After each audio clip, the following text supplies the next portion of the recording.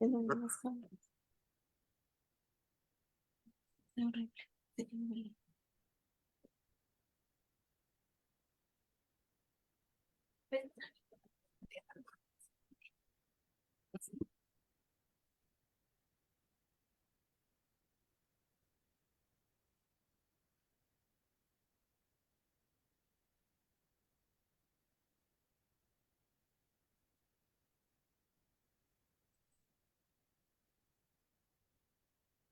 ¿Qué tal, mis queridos amigos oyentes? Qué gusto.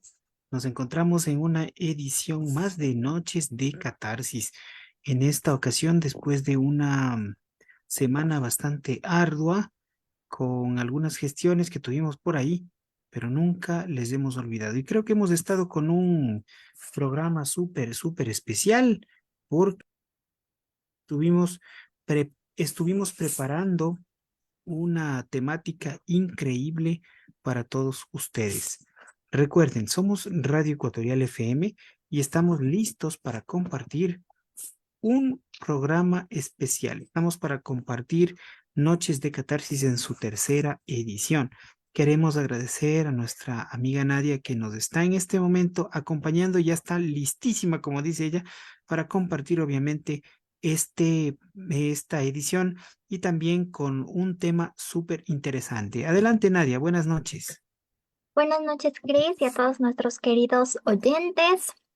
Me presento, mi nombre es Nadia Dávila y como siempre es un placer compartir nuevamente con cada uno de ustedes en nuestras noches de catarsis.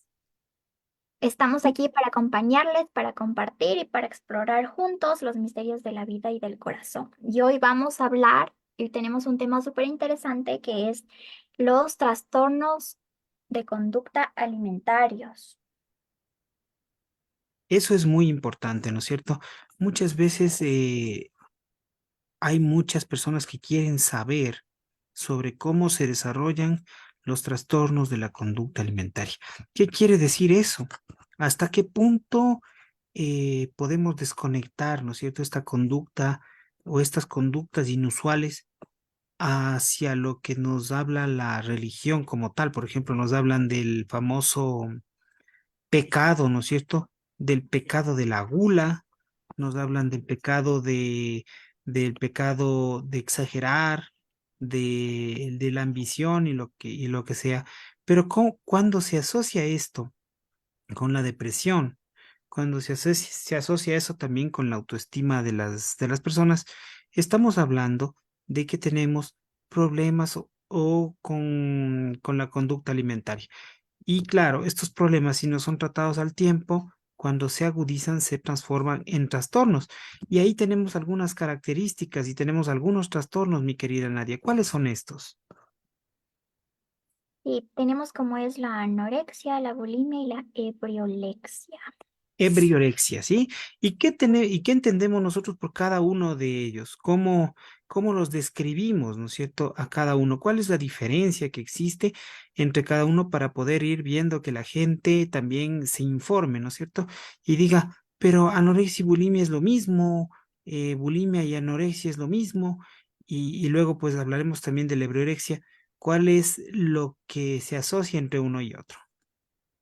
Tenemos que es la bulimia nerviosa, que es un trastorno de la conducta alimentaria, que se caracteriza porque las personas que las padecen suelen darse atracones recurrentes en los que ingieren grandes cantidades de comidas en un espacio tan corto de tiempo. La bulimia es una enfermedad con una gran predominancia femenina, ya que afecta a las 9 mujeres por cada varón y cuya aparición se ha alentado un poco en el tiempo y suele aparecer entre los 16 y 20 años. Es en la adolescencia justamente. ¿Y cuáles son las causas? ¿Cuáles son las Ujú. causas que tiene este trastorno? ¿Cuáles son las causas que se presentan entre el uno y el otro para ir entendiendo esa diferencia? También tenemos, por otro lado, que en la última década la prevalencia e incidencia se ha mantenido estable. Se estima que la bulimia nerviosa afecta a un 2% de la población, en torno al 4% de la población que tiene este mismo trastorno.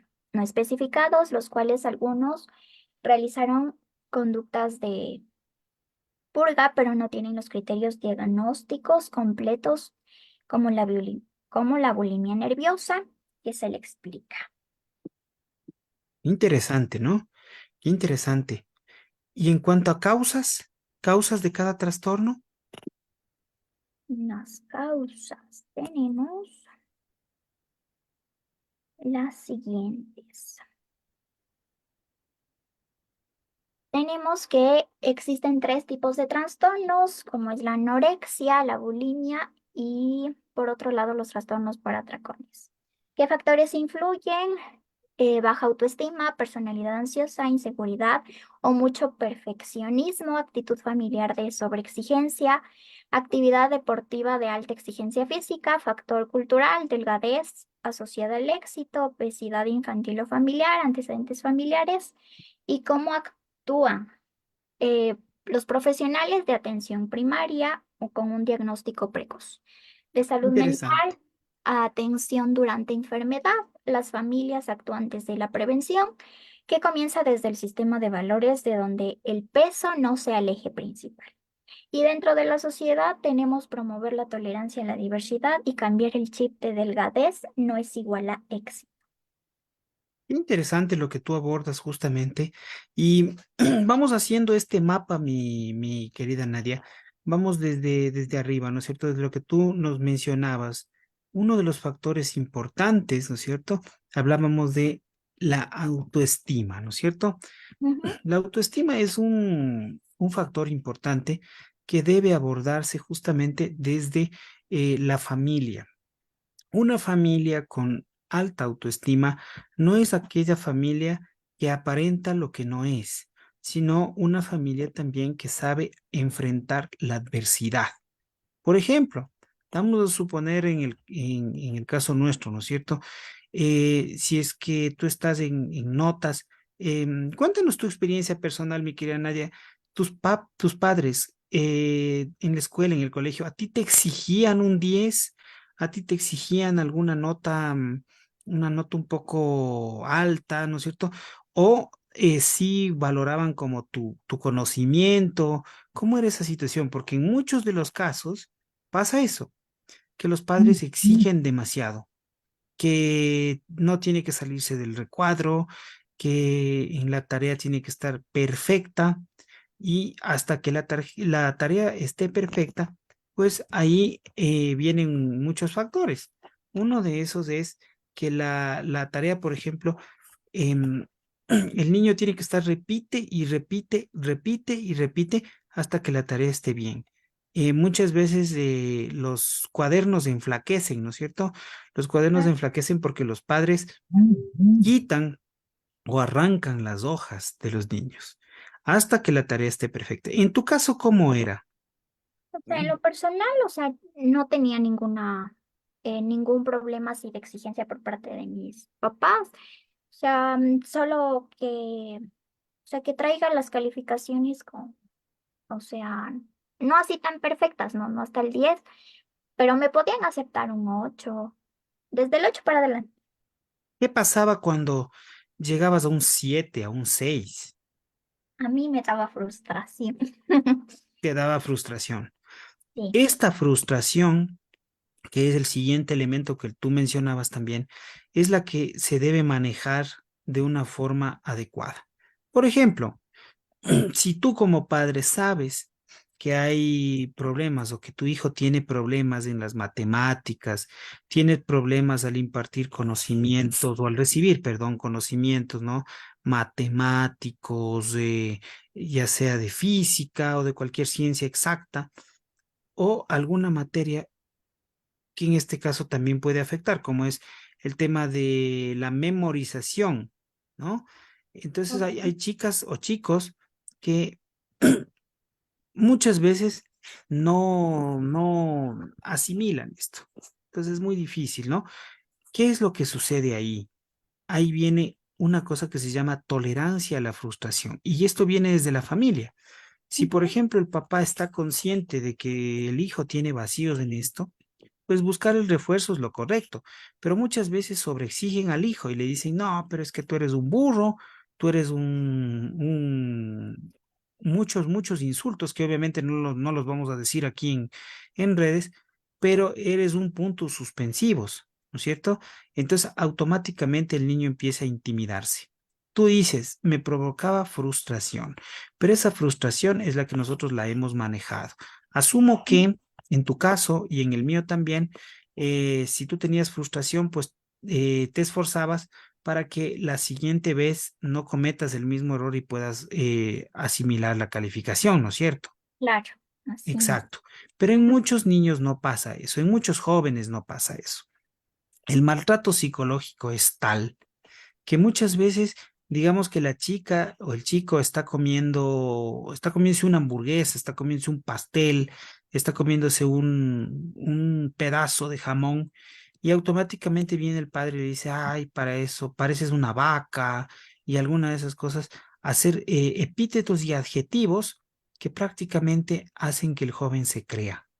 Y ahí es cuando no se maneja bien la tolerancia a la frustración, lo que va a provocar una depresión muy fuerte, a tal punto de que si yo le veo a mi papá ya con cara de enojado, es porque me va a hablar. Cuando normalmente los padres arremeten contra sus hijos de cualquier manera, ya Mm. sea con un premio, y digo arremeten porque es así, o sea, los padres se sienten felices cuando dan un premio a sus hijos cuando han sacado 10, o son los que reprimen, reclaman y recriminan cuando ellos se han sacado malas calificaciones. En la época de los reportes, ¿no es cierto? Cuando reciben los reportes. Y ahí es cuando obviamente se dan este tipo de situaciones. ¿Ya? De ahí hablamos también en los factores de perfección, que es lo que tú mencionabas, ¿no es cierto? Tratar de, aparte de hacer bien la tarea, estar acorde con el sistema. Entonces automáticamente yo empiezo a configurarme un mapa y digo, claro, Britney Spears o alguna modelo X de estas excelentes, pues tiene un cuerpo escultural y yo debo ser como ellas. Entonces empiezo a alterar cierto orden en mi condición alimenticia. Por ejemplo, empiezo a comer menos, empiezo a disminuir los carbohidratos, a disminuir las proteínas para poder alterar o adulterar la forma de alimentarse. Esto luego va a hacer de que, claro, al momento que tú pierdes peso, vas a perder mucho más peso y tú psicológicamente te sientes gordo, te sientes hinchado, te sientes que no estás en la línea. Esto asociado obviamente con lo que hablábamos al inicio, ¿no? No sigues rindiendo bien en las tareas, no sigues trabajando correctamente, entonces eso es lo que te va a generar un cuadro depresivo profundo, ¿ya? Entonces, más o menos esa es como la diferenciación o como la manifestación, más que la diferenciación, la manifestación de estos casos, no sé, ya sea para la bulimia o para la anorexia. No sé si tienes algún aporte adicional. Y también em, la detección precoz y la prevención son piezas clave para evitar que estos trastornos progresen. A los adolescentes se presentan un descontento con su imagen corporal y deseo intenso de perder peso. Se les debe brindar información sobre los constantes cambios físicos y tanto psicológicos por lo que están atravesados para brindar estos trastornos. La bulimia y la anorexia se asocian a factores culturales, psicológicos, emocionales y económicos, y tanto la bulimia se manifiesta por cuadros de ansiedad relacionados por la preocupación excesiva de verse perfectos.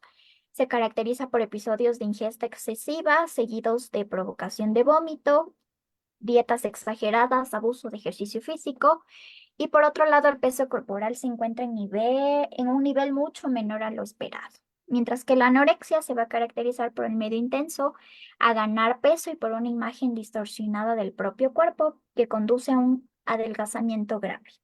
De tal manera va a producir alteraciones en los ciclos hormonales, con aumento de riesgo a infecciones, así mismo como depresión, irritabilidad y ansiedad. Sí, Aquí hay algo muy importante que es justamente lo que mencionabas, ¿no es cierto? En la bulimia, tú lo que haces es comer en exceso. ¿Y qué es lo que comes? Comes alimentos o ingieres alimentos que son altos en calorías. Incluso en el nuevo trastorno que lo mencionamos, lo vamos a mencionar después, en la ebriorexia, incluso ya se aplica el consumo de bebidas alcohólicas en combinación con bebidas energizantes, que esto obviamente provoca un efecto adverso en el organismo, ¿no es cierto? Entonces, Claro. una de los factores importantes de la bulimia, ¿sí? Es obviamente ingestión de grandes cantidades de alimento, ¿no es cierto? Como ya lo mencionaste, y obviamente estos son los atracones, ¿no es cierto? Es provocarse el vómito, ¿sí? Para evitar el ayuno o el ejercicio excesivo. Entonces, claro, tú te comes 5 hamburguesas y luego las vomitas y luego pues crees que que ya eliminaste todo. Entonces, a diferencia de la anorexia, lo que va a provocar aquí es que excedas de peso, ¿no es cierto? Hay un altísimo sobrepeso con obviamente una respuesta física de destrucción, ¿sí? De destrucción de orgánica. Y más que todo, el organismo es como que se compromete bastante por el tema de los atracones, ¿sí? En cambio, la anorexia, ¿sí? Es un trastorno que obviamente tú no vas a comer, ¿sí? No vas a comer. Tú tienes un miedo, un temor brutal por ganar peso. Entonces tú dices, yo quiero parecerme a Paris Hilton, quiero parecerme a Sharon Stone, pero Ujú. resulta que Sharon Stone es un poquito más gorda que tú. Tú ya prácticamente pareces una calavera, pero tú tienes miedo de eso y automáticamente, encima de que no comes, te forzas al vómito, ¿sí? Te forzas, te induces al vómito. Ujú. Entonces, aquí también se puede ratificar, se puede decir también que es el uso excesivo también de laxantes, ¿sí? Utilizan pastillas o inyectables para tratar de perder peso, perder la mayor cantidad de peso o inducirse a la falta de hambre, ¿sí? Entonces, esto es importantísimo, ¿no es cierto? Y ya introduciendo un poquito en el tema de la ebriorexia, no es un diagnóstico clínico oficial, claro, porque todavía lo están estudiando y hay algunos factores que están obviamente en este trastorno ya como tratando de incrustarse, ¿no? Tratando de incorporarse, ¿sí? La persona, ¿qué es lo que hace? También Re- tenemos síntomas que para... Exactamente, exactamente, pero espérate, aquí en la ebriorexia, la persona restringe, o sea, no come, ¿no es cierto? No come y no consume calorías para luego recibir grandes cantidades de alcohol. Obviamente, si esta persona no ha comido, la borrachera o la capacidad de emborracharse es automáticamente más rápida, ¿cierto? Es mucho más rápida y claro, el paciente en este caso lo que hace es inducirse al vómito de manera forzada, que incluso puede darse ya vómitos con sangre, porque eso es increíble a manera de soltar todas las calorías. ¿Es un mito o una realidad el hecho de que vomitando se quita la borrachera? ¿Tú qué dices, Nadie? ¿Tú no te has emborrachado nunca en tu vida? Nunca, no he Nunca. consumido alcohol. Ya. Nunca has ingerido nada. No, nada. Nada. En Noches de Catarsis nosotros vamos a ofrecer un reto de hacerle ingerir a Nadia, aunque sea un vaso de cerveza. No mentira, estoy bromeando. Pero bueno, en fin, el asunto es el siguiente, mis queridos amigos, para ir un poco desmitificando esta situación. No es que cuando tú vomitas, se te va la borrachera. La borrachera sigue ahí, tú sigues ebrio. El problema es que al inducirte al vómito, ofrece una liberación fisiológica o metabólica. Es decir, claro, el exceso de calorías y el exceso de alcohol que tiene y que puede ir incluso a contactarse con el líquido cefalorraquídeo, em, pues se libera un poco. Entonces el cuerpo es como que se relaja, pero en ningún momento te ha pasado la borrachera. Así que ya saben ese mito, mis queridos amigos, no es cierto esto de que te pasa la borrachera vomitando. Esto es falso, porque aparte, claro, estás desgastando un montón de energía física. Y a la final, pues sí llegas un poquito mal y toda la cosa. Entonces no es que es así tan fácil.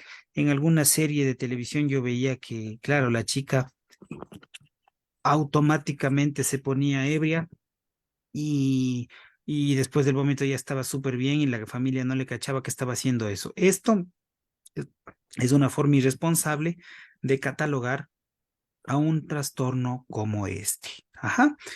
Podemos ir ahora sí con los síntomas, mi querida Nadia, o antes de eso, podemos ver si es que en la transmisión tenemos algún saludo o alguna consulta también. Recuerden, el número de WhatsApp 0990-651-188.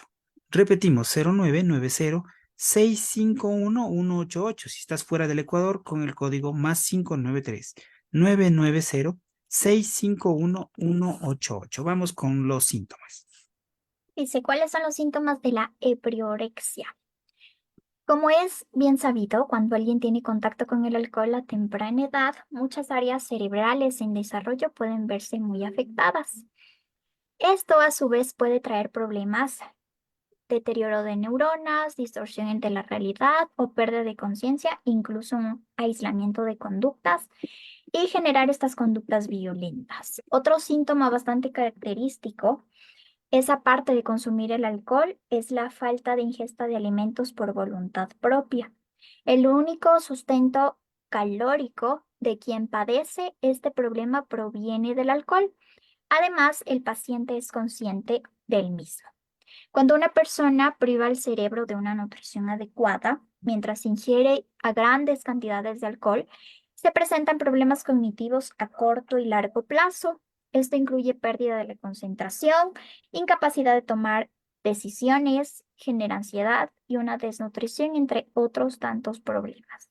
Quienes desarrollan un trastorno de ebriorexia suelen comportarse de forma arriesgada, ponen en riesgo su integridad desde temprana edad y lo que traerá el desarrollo de enfermedades crónicas a futuro. Es importante ver esto, ¿no es cierto? Los, las consecuencias que pueden ir desarrollándose en este aspecto, obviamente, tienen que ver con la irritabilidad, ¿no es cierto? La irritabilidad. Y claro, este miedo también provoca aislamiento, aislamiento. Pero hay una cosa muy importante dentro de la ebriorexia, es el hecho de sentirse, ¿no es cierto? De sentirse destruido, de sentirse de alguna manera herido, lastimado. Eso pues va a provocar que la persona pues no pueda realizar actividades, ¿no es cierto? No pueda interactuar con las personas. Sí, a la misma vez también tenemos ciertas etapas que básicamente son tres. La primera es que el alcohol es la mejor opción para sustituir las calorías que debería aportar la comida. La dos es que se debe para saciar el hambre por falta de alimentos, se llegan a combinar con otras drogas, tanto para perder peso como aumentar la saciedad. Y por último son estos atracones de comida seguidos de episodios de vómito. Y a la misma vez las consecuencias de este tipo de trastorno cuando no se trata a tiempo como cualquier otro trastorno, puede dar paso a problemas realmente graves, tanto a nivel físico como mental de quien lo padece, y algunas de las consecuencias son similares a los de otros tipos de trastornos alimenticios, mientras que otras resultan exclusivas. Entre estas están el infrapeso, que es por déficit calórico y falta de nutrientes. que el organismo necesita para realizar muchas de sus funciones vitales. La otra es problemas de salud mental, tales como depresión, ansiedad y brotes psicóticos. Patologías del hígado por alto consumo de alcohol, enfermedades cardíacas, un fallo renal y hasta puede llegar a un suicidio. Interesante, ¿no? Y también hay que ver que en estos tres trastornos hay una obstrucción, mi querida Nadia, a nivel de tráquea, a nivel de garganta también, sí, a nivel de cuerdas vocales y obviamente a nivel de esófago. ¿Qué es lo que sucede? Que el organismo, tú sabes que el cuerpo se acostumbra a ciertos hábitos, o sea, se habitúa a ciertas conductas que tú le vayas poniendo. Em, Al momento en que tú te forzas el vómito, ese vómito es como que se instituye provocando una obstrucción en estos órganos, ¿cierto? A nivel tráquea, esófago y garganta. Entonces luego, si la persona pues ingiere excesivas cantidades de alcohol, lo que va a suceder es que luego el vómito viene de manera involuntaria, ¿sí? La persona puede estar de lo más tranquila, sentada y de repente pues viene la deglución y automáticamente pues estamos en problemas. También existen tratamientos contra la ebriorexia. También que tratar a la misma no es una tarea del todo sencilla ni mucho menos rápida. Requiere de una intervención a nivel multidisciplinar y hay que tener en cuenta que es un trastorno alimenticio, pero también una adicción al alcohol. Dependiendo del caso particular de cada paciente, puede que sea necesaria una hospitalización. Y aquí se estabilizará un cuadro clínico y la prioridad será que se recupere el peso y al menos a nivel mínimo. Después es necesario entrar en una etapa de desintoxicación etílica y aquí el apoyo y acompañamiento serán la mejor opción.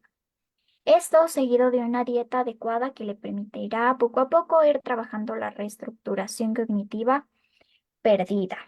Diversas investigaciones han apuntado que las intervenciones de tipo familiar suelen ser mucho más efectivas para retardar el consumo del alcohol o en dado caso disminuir su consumo en el caso de los jóvenes.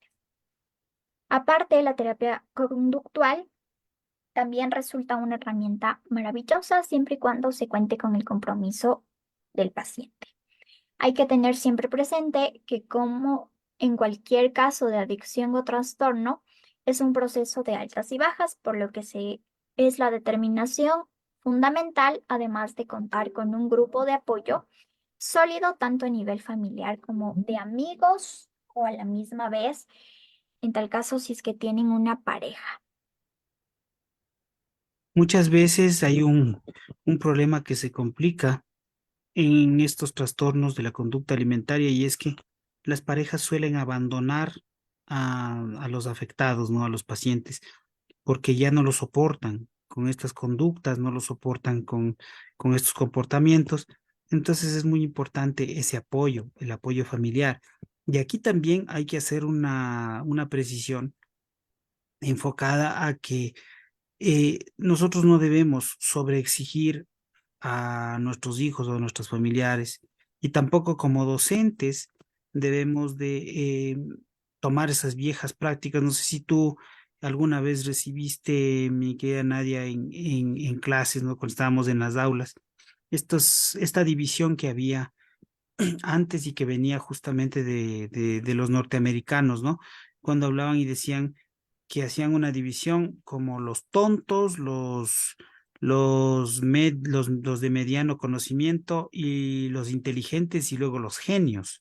Y también hubo una clasificación de esto enfocada al famoso CI. O sea, si tú sí te has de haber visto eso del famoso CI, donde se hablaba de personas limítrofes y los genios, los supergenios y así. Entonces esto poco a poco ha ido mermando porque ya hemos trabajado en tema de derechos humanos y en tema también ya de visión como tal, ¿no es cierto? Visión como tal enfocada hacia el aprendizaje, la motivación y todo eso. Incluso dentro de la educación ya se ha abordado lo que es el modelo de atención a la diversidad y, por supuesto, el diseño universal para el aprendizaje, donde prácticamente todos están listos y aptos para aprender, ¿ya? Entonces, las familias también hay que ser un poco tolerantes, no debemos de crear hijos perfectos, sino hijos que en realidad aprendan lo que están recibiendo, porque si siguen aprendiendo, de todas maneras van a seguir alimentándose mucho más de conocimiento. Sí, a la misma vez también los trastornos alimenticios.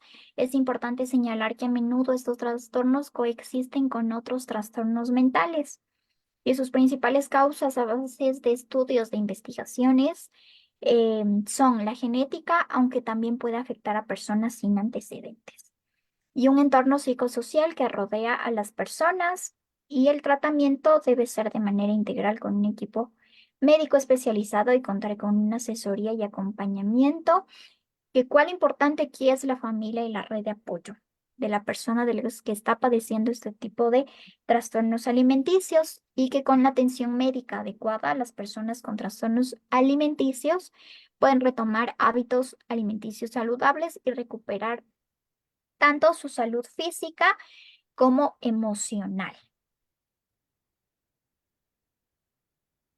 Y eso es muy importante, ¿no? Em, Perder el temor, perder el miedo para poder acudir a terapia. Ventajosamente hay algunos contactos y por acá nos dicen cuáles son los medios de contacto a donde puedo acudir para, o las instituciones nos dice para donde puedo acudir para llevar de mejor manera este tema.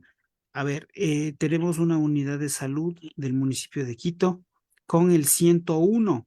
Acuérdense, el 101, ustedes llaman al 101 y es la opción 8, la opción de salud mental. Ahí está también la prevención del suicidio. Muchos suicidios se dan por este tipo de trastornos de la conducta alimentaria. También ahí les ayudan con situación de trabajo comunitario.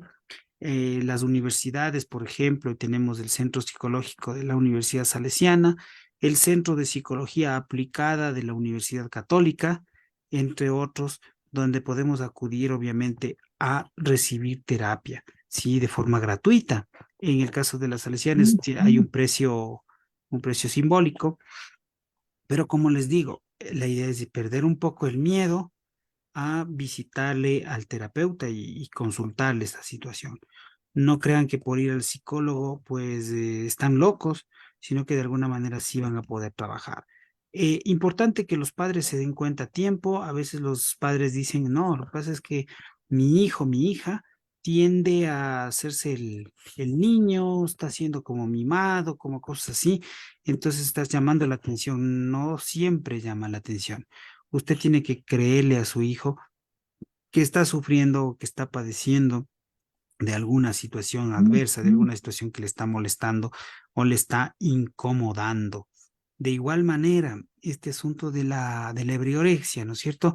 Trabajar justamente en el tipo de amistades, el tipo de situación social en la cual está su hijo, su hija, porque la depresión muchas veces se combina con el alcohol y muchas veces uno por presión social tiene que acudir a este tipo de situaciones. Entonces hay que evitar cada vez más seguirse hundiendo, pero para eso el apoyo de la familia es fundamental.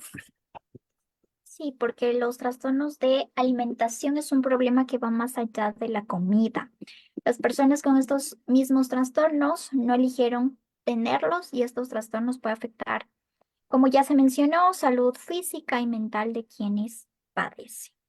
¿Quién está en riesgo de tener un trastorno de alimentación? Puede afectar a personas de cualquier edad, orientación racial y étnica, peso corporal y género. Incluso las personas pueden parecer ser saludables, como los atletas, pueden tener estos trastornos y estar extremadamente enfermas. Las personas con trastornos de la alimentación pueden tener un bajo peso corporal, un peso normal o un sobrepeso. En otras palabras, no se puede saber si alguien tiene un trastorno de alimentación con solo mirarlo. La causa exacta no se comprende completamente, pero las investigaciones sugieren que una combinación de factores genéticos, biológicos, conductuales, psicológicos y sociales puede afectar o aumentar el riesgo de tener este tipo de trastornos. Sí, y acordarse también, mis queridas mamitas, mis queridos papitos, que este tipo de trastornos hemos abordado tres, pero hay muchos más. Me encantaría en alguna ocasión invitar a un experto también para que nos expliquen cuáles son los trastornos de la conducta alimentaria de los niños, ¿sí? Como tenemos por ahí la pica, ¿sí? No sé si tú alguna vez has visto estos niños que se comen las paredes, ¿no? Se muerden las paredes o muerden los bordes de las sillas de madera. Entonces tenemos trastornos como esos, ¿no? Como la pica y muchos más que son obviamente ya indicios de que puede haber un trastorno como este a futuro en la adolescencia. Entonces hay que tener muchísimo cuidado, hay que estar previniendo y tampoco seamos un poquito groseros, ¿no es cierto? De que por el hecho de no comer, tal vez los padres inducen a la fuerza. Entonces uno tiene que ir buscando la manera y la estrategia para tratar de darles de comer. Hay padres de familia que dicen, yo no tengo paciencia, pero ni modo, o sea, por algo tienes hijos y debes como quiera tener ese tipo de situaciones, estar pendiente al 100%, más aún cuando los niños pasan a la adolescencia, ahí es cuando uno tiene que ser completamente empático. Y aparte de eso, también debe existir un sistema correcto de comunicación para que los niños, pues a futuro no tengan mayores dificultades. Sí, a la misma vez las señales y los signos que se puede identificar que una persona se padece es que pierden o aumentan de peso y este es uno de los signos más comunes del trastorno alimenticio. Es tanto la pérdida, aumento de peso. Una persona con anorexia nerviosa suele bajar de peso rápidamente y pesar por debajo de lo que debería.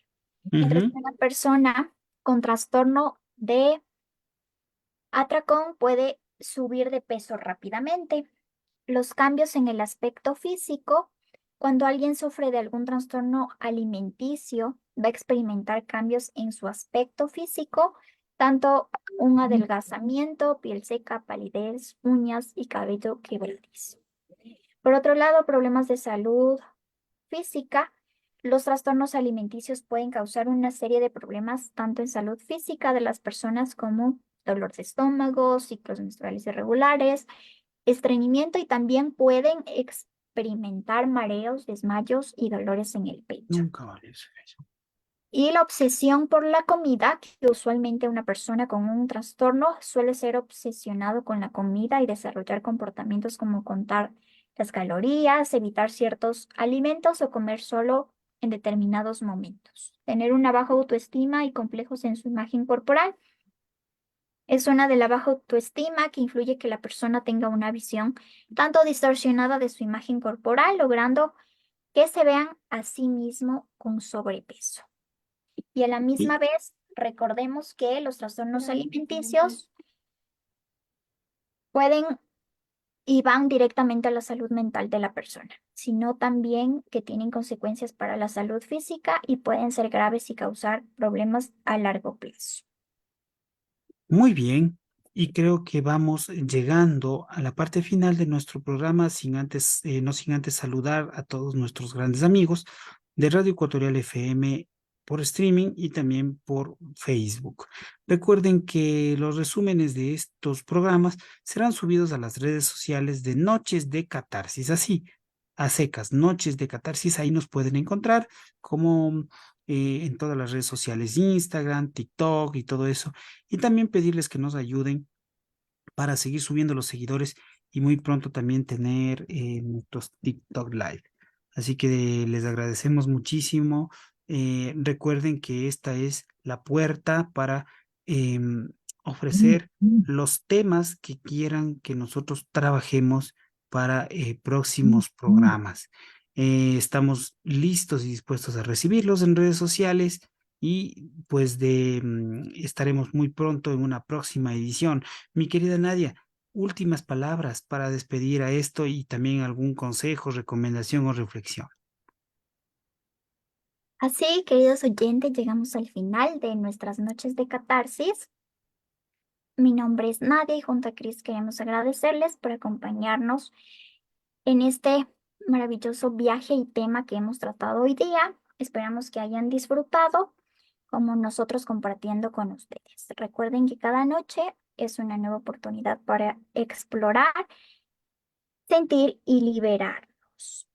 Un gusto, nos vemos el próximo lunes. No olviden seguirnos en nuestras redes sociales como Noches de Catarsis.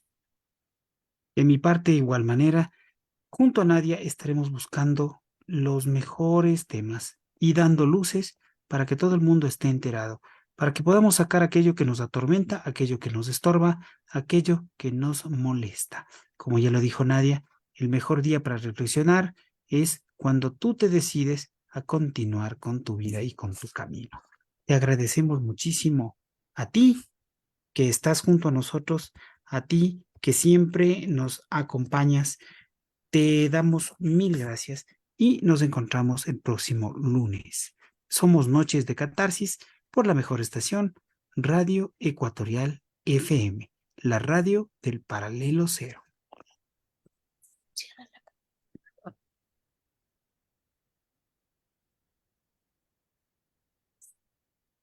Ya no,